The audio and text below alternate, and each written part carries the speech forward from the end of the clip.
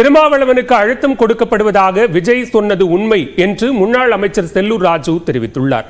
மதுரையில் செய்தியாளர்களிடம் பேசிய அவர் மன்னர் ஆட்சி குறித்த கருத்தையும் வெளிப்படுத்தினார். அதாவது மன்னர் பரம்பரையை நம்ம ஒழிச்சிட்டோம், கலைஞருடைய பரம்பரையை நம்ம ஒழிக்க முடியல. அதுதான் வேற ஒன்றும் இல்லை. தமிழ்நாட்டில் இது வரைக்கும் எங்கேயுமே கிடையாதுங்க. தாத்தா முதலமைச்சர், அப்புறம் அவர் மகன் அப்பா முதலமைச்சர், இன்னைக்கு பேரே முதலமைச்சர், பெரியப்பா மத்திய அரசிலும் முக்கிய அமைச்சர் இருந்தார். அப்புறம் பார்த்தீங்கன்னா இங்கே பார்த்தீங்கன்னா அதிகார மையம் தான், அவங்க அதிகார மையம் தான் நடக்குது. ஆனால் சகோதரரை பொறுத்தளவுக்கு, திருமாவளவனை பொறுத்தளவுக்கு சந்தர்ப்பத்தை பார்க்கிறார். அவரை யாருமே ஒரு நெருக்கடி கொடுக்க முடியாது. இருந்த போதிலும் மற்றவர்கள் சொல்லுகிறார்களே என்பதற்காக அவர் அடக்கி வாசிக்கிறார் என்றுதான் நான் கருதுகிறேன்.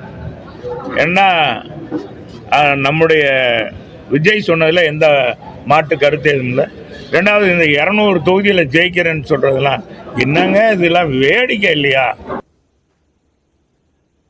தொடர்ந்து ஒருங்கிணைந்த செய்திகளை பார்க்கலாம்.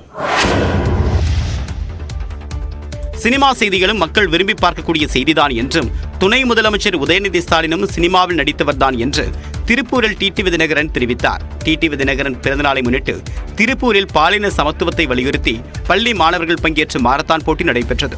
இதில் பேசிய டிடிவி தினகரன், துணை முதலமைச்சர் உதயநிதி ஸ்டாலின் சினிமா துறையை சேர்ந்தவர்தான் என்றும், கலைஞர், எம்ஜிஆர், ஜெயலலிதா என்று அனைவரும் சினிமா துறையில் இருந்து வந்தவர்கள்தான் என்றார்.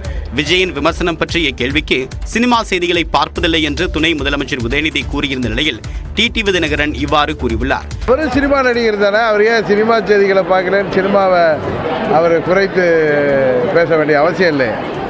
ஏன்னா அவங்க தாத்தா காலத்திலேருந்து எல்லாருமே சினிமா துறை மூலம் வந்தவர்கள் தானே.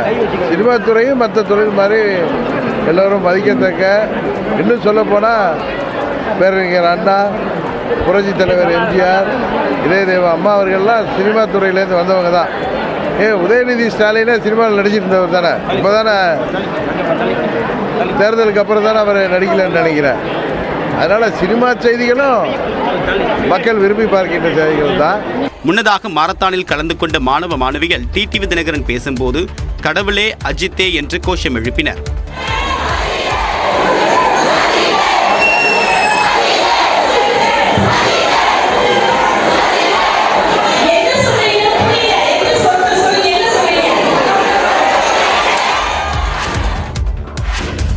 பரபரப்பான அரசியல் சூழலுக்கிடையே தமிழ்நாடு சட்டப்பேரவை நாளை காலை கூடுகிறது. தமிழ்நாடு சட்டப்பேரவையில் இந்த ஆண்டின் இறுதிக் கூட்டத்தொடர் 2 நாட்கள் நடைபெறும் என்று கடந்த வாரம் நடைபெற்ற அலுவல் ஆய்வுக்குழு கூட்டத்தில் முடிவெடுக்கப்பட்டது. அதன்படி சபாநாயகர் அப்பாவு தலைமையில் தமிழ்நாடு சட்டப்பேரவை கூட்டம் நாளை காலை 9:30 மணிக்கு தொடங்குகிறது.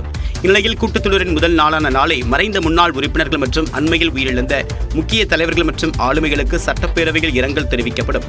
அதனைத் தொடர்ந்து 2024-2025 ஆண்டுக்கான கூடுதல் செலவினங்களுக்கான துணை நிதிநிலை அறிக்கையும் தாக்கல் செய்யப்படும் என்று கூறப்படுகிறது. மேலும் மதுரை மாவட்டம் அரிட்டாப்பட்டியில் டங்ஸ்டன் சுரங்கம் அமைக்கக்கூடிய முடிவை கைவிட வலியுறுத்தக்கூடிய தீர்மானத்தை முதலமைச்சர் மு க ஸ்டாலின் முன்மொழிவார் என்றும் எதிர்பார்க்கப்படுகிறது.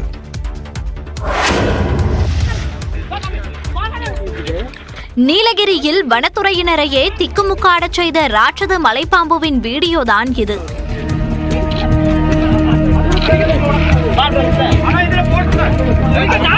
நீலகிரி மாவட்டம் கூடலூர் அடுத்த அள்ளூர் வயல் பகுதியில் சாலையோரம் மலைப்பாம்பை கண்டு ஒரு கணம் பதறிப்போன மக்கள் உடனே வனத்துறையினருக்கு தகவல் அளித்தனர். சம்பவ இடத்திற்கு வந்த வனத்துறையினர் அரை மணி நேர போராட்டத்திற்கு பின்னர் மலைப்பாம்பை பத்திரமாக மீட்டனர்.